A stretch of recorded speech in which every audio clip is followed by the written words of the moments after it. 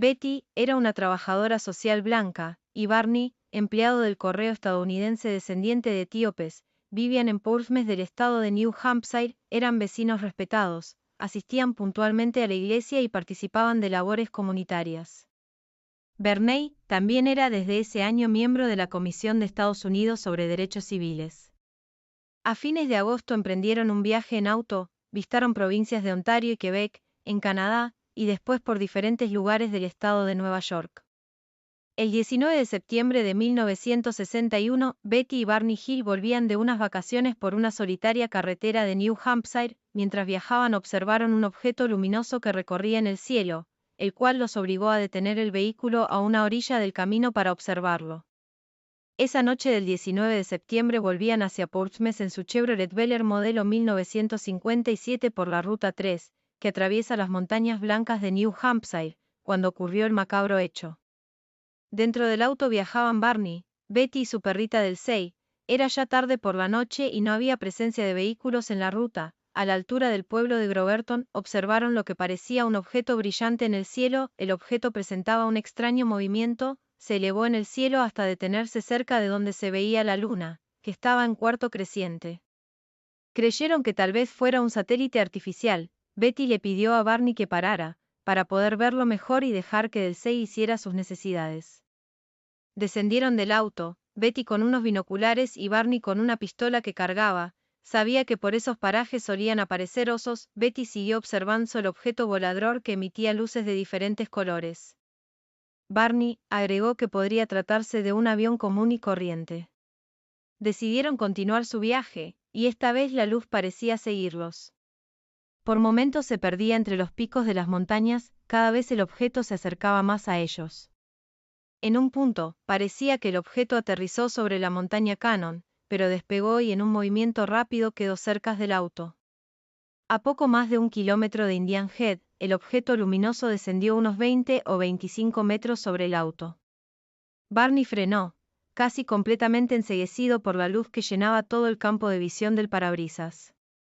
Al bajar del auto observaron una nave en forma de disco con ventanillas, a través de las cuales se podían ver aproximadamente 11 seres de forma humanoide. Barney vio como uno de esos seres accionaba un tablero con instrumentos. En eso uno de ellos le dijo por telepatía: «Quédate donde estás y sigue mirando». La nave se acercó a unos 15 metros sobre sus cabezas. Betty y Barney corrieron hasta el auto. Barney recuerda que le gritó a Betty: «Van a capturarnos». Intentaron huir en el auto, entonces escucharon unos sonidos mecánicos y empezaron a sentir que el auto vibraba, para posteriormente perder el conocimiento. Ni Betty ni Barney recuerdan cómo regresaron a su casa. 3 días después, Betty llamó por teléfono a la base PAC de la Fuerza Aérea e informó sobre el encuentro con la nave extraterrestre.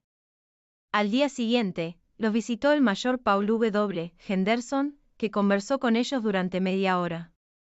En su informe, fechado el 26 de septiembre de 1961, el militar escribió que posiblemente hayan confundido al planeta Júpiter con un plato volador. De todos modos, la información fue enviada al Proyecto Libro Azul, el equipo de investigación OVNI de la Fuerza Aérea de los Estados Unidos. No fue sino hasta casi 3 años después, Benjamin Simon, un prestigioso neurólogo y psiquiatra especializado en terapia de la hipnosis, intervino en el caso.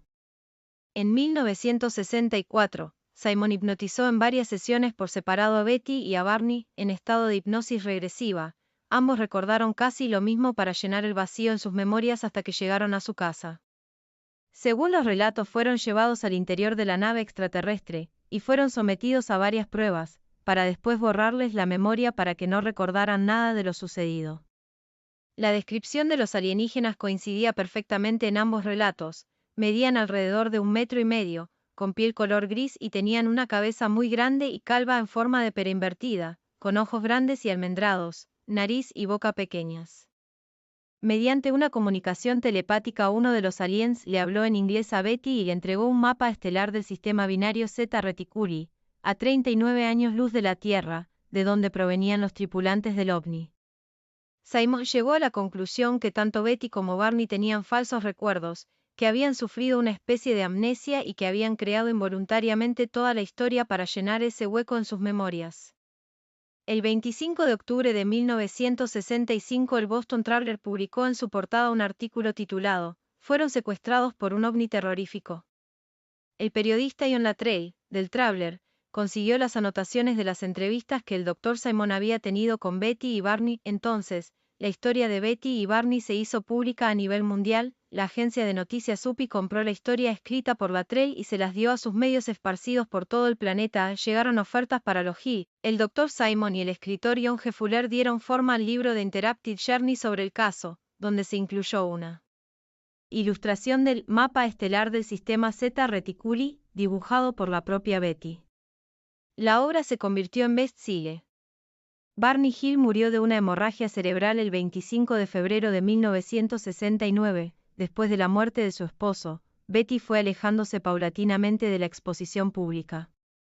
En 1995 apareció de nuevo con la publicación del libro Una aproximación a los ovnis desde el sentido común. Betty murió de un cáncer de pulmón el 17 de octubre de 2004. El caso de Logie había pasado a la historia como el primer caso de abducción hecho público y uno de los mejor documentados. Dio lugar a artículos, programas, libros y hasta una película, The UFO Incident, de 1975. Además alentó a otros a salir y contar sus propias experiencias con los ovnis y alienígenas. Gracias por ver el vídeo, suscríbete, dale like y compártelo. Hasta la próxima.